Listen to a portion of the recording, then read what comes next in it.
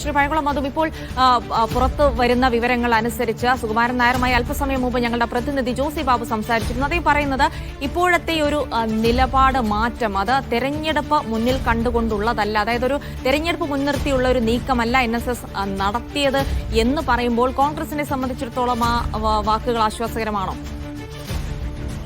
ഞങ്ങൾക്ക് എക്കാലത്തും NSS സംഘടനയുമായി വലിയ ആത്മബന്ധമാണുള്ളത്.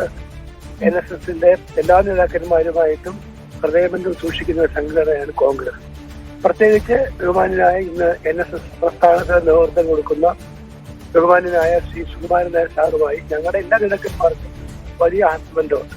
അതുകൊണ്ട് ഇത്തരം ഏതെങ്കിലും ഒരു ചെറിയ കാര്യത്തെ പിടിച്ചുകൊണ്ട് ഞങ്ങളാരും ആ ഒരു ആശങ്കയും പെടുത്താൻ തയ്യാറായിട്ടില്ല.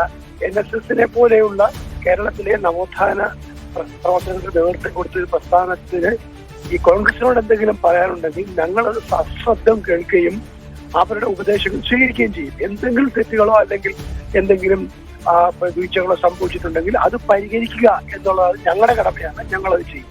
ഞങ്ങൾക്ക് NSSനോട് ഇന്നും ആദരവാണുള്ളത്. പ്രത്യേകിച്ച് NSSന്റെ ജനറൽ സെക്രട്ടറി ബഹുമാനായ സുകുമാരൻ സാറിനോട് എന്നും കോൺഗ്രസിന് ആദരവേ ഉള്ളൂ. അദ്ദേഹത്തിന്റെ വിലപ്പെട്ട നിർദ്ദേശങ്ങൾ പല സന്ദർഭങ്ങളിലും കോൺഗ്രസ് സ്വീകരിച്ചിട്ടുണ്ട്.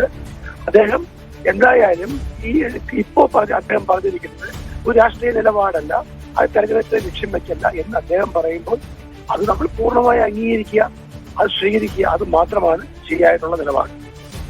പക്ഷേ ശ്രീ പഴകുളം മാധു അദ്ദേഹം പറഞ്ഞ കാര്യങ്ങൾ കോൺഗ്രസിന് എന്തിനാണ് ഹിന്ദു വോട്ടുകൾ എന്നൊക്കെ ചോദിക്കുമ്പോൾ സ്വാഭാവികമായിട്ടും അതിൽ ആശങ്കയുണ്ട്. പ്രത്യേകിച്ച് തെരഞ്ഞെടുപ്പ് മുന്നിൽ വരുന്ന ഒരു സാഹചര്യമാണ്. ഇപ്പോഴത് തെരഞ്ഞെടുപ്പ് മുന്നിൽ കണ്ടല്ല എന്ന് അദ്ദേഹം പറഞ്ഞിരുന്നെങ്കിലും അന്ന് അതുണ്ടാക്കിയ ഒരു ആശങ്ക അത് കോൺഗ്രസിനുണ്ട്. സ്വാഭാവികമായിട്ടും ഒരു LDFനോട് അടുക്കുമ്പോൾ അത് കോൺഗ്രസിനൊട്ടും ഗുണം ചെയ്യില്ല എന്നുള്ളത് കൂടിയാണ്. അപ്പോൾ ഇപ്പോഴദ്ദേഹം പറഞ്ഞു വെക്കുന്ന കാര്യങ്ങൾ അത് എത്രത്തോളം ആത്മാർത്ഥതയുള്ളതാണ് എന്നുള്ളത് കൂടെ കാണാൻ കഴിയുമോ? അല്ല, അദ്ദേഹം എന്ത് പറഞ്ഞാലും അത് ആത്മാർത്ഥതയോടുകൂടി മാത്രം പറയുന്നതാണ് അദ്ദേഹം. അദ്ദേഹത്തിന്റെ വാക്കുകളുടെ വരികൾക്കിടയിൽ കയറി പരിശോധിക്കേണ്ട കാര്യമില്ല. അദ്ദേഹത്തിന്റെ ആദ്യത്തെ ഇന്റർവ്യൂവിൽ തന്നെ മാധ്യമങ്ങളാണ് അതിൽ പല കാര്യങ്ങളും കണ്ടെത്താൻ ഉള്ളിൽ ശ്രമിച്ചത്. അദ്ദേഹം അങ്ങനെയൊന്നും പറഞ്ഞിട്ടില്ലെന്ന് അദ്ദേഹം തന്നെ പറഞ്ഞിരിക്കുകയാണ്. സമദൂരം മാറിയിട്ടില്ലെന്ന് അദ്ദേഹം പറഞ്ഞു. എന്നാൽ ശബരിമല വിഷയത്തിൽ NSSന്റെ നിലപാടിനോട് സർക്കാർ അവർ താഴോട്ട് ഇറങ്ങി വന്ന് അത് യോജിച്ചപ്പോൾ അതിനെ പിന്നെ ചവിട്ടേണ്ട കാര്യമില്ല, അതിന് തള്ളിക്കളേണ്ട കാര്യമില്ല എന്നാണ് അദ്ദേഹം പറഞ്ഞതായിട്ട് നമുക്ക് മനസ്സിലാകുന്നത്.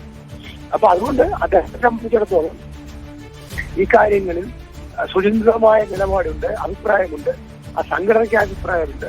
ആ അഭിപ്രായം വരുന്ന തെരഞ്ഞെടുപ്പിനെ മുന്നിൽ കണ്ടാണെന്ന് ആരും കരുതണ്ട എന്ന് അദ്ദേഹം ഇന്ന് അസന്നിഗ്ധമായി പറഞ്ഞിട്ടുണ്ടെങ്കിൽ അതൊരു ശക്തമായ നിലപാടാണ്. അതാണ് നമ്മൾ അംഗീകരിക്കേണ്ടത്. അല്ല അദ്ദേഹത്തിനെതിരായി ഒരു നീക്കമോ അല്ലെങ്കിൽ അദ്ദേഹത്തിന് NSSലെ ഏതെങ്കിലും ഒരു വ്യക്തി NSSന്റെ കരുത്തനായ ജനറൽ സെക്രട്ടറിക്കെതിരായി പാനൽ കെട്ടുമെന്നോ അദ്ദേഹത്തെ വെല്ലുവിളിക്കാൻ തയ്യാറാകുമെന്നോ നമുക്ക് സങ്കല്പിക്കാൻ പോലും കഴിയില്ല. അത് സത്യമല്ല. അത് ദുഷ്ടലാക്കുള്ള ആൾക്കാരാണ് ഇത്തരം അവസരങ്ങൾ ഉപയോഗപ്പെടുത്താൻ വേണ്ടി നുഴഞ്ഞു കയറി വരുന്നത്. ചില ആൾക്കാർക്ക് ഇത്തരം സംഭവങ്ങൾ ചില ലാഭങ്ങൾ ഉണ്ടാക്കണം. അതിന് NSS പോലെയുള്ള ഒരു മഹത്തായ പ്രസ്ഥാനത്തെ, കേരള നവോത്ഥാനത്തിന്റെ നായകസ്ഥാനം വഹിച്ച മന്നത്ത് പത്മനാഭൻ നേതൃത്വം കൊടുത്തൊരു പ്രസ്ഥാനത്തെ ഇത്തരം കാര്യങ്ങളിലേക്ക് വലിച്ചെടുക്കാനും അത് രാഷ്ട്രീയപരമായി ഉപയോഗപ്പെടുത്താനും ആരെങ്കിലും ശ്രമിക്കുന്നുണ്ടെങ്കിൽ അവർക്ക് മാത്രമേ നഷ്ടം ഉണ്ടാവുകയുള്ളൂ. അവർ മാത്രമേ പരിഹരിക്കേണ്ടി വരൂ. അല്ലാതെ NSS എന്നാൽ കേരളത്തിലെ ഒരു സമുദായത്തിന്റെ അതിശക്തമായ സംഘടനയാണ്.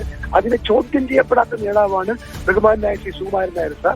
അദ്ദേഹത്തിന്റെ നിലപാടുകൾ ആ സംഘടനയിലെ മുഴുവൻ ആൾക്കാരും അംഗീകരിക്കുന്നു. അദ്ദേഹത്തിന്റെ നിലപാടുകളെ സ്വീകരിക്കുന്നു. അതാണ് സത്യം.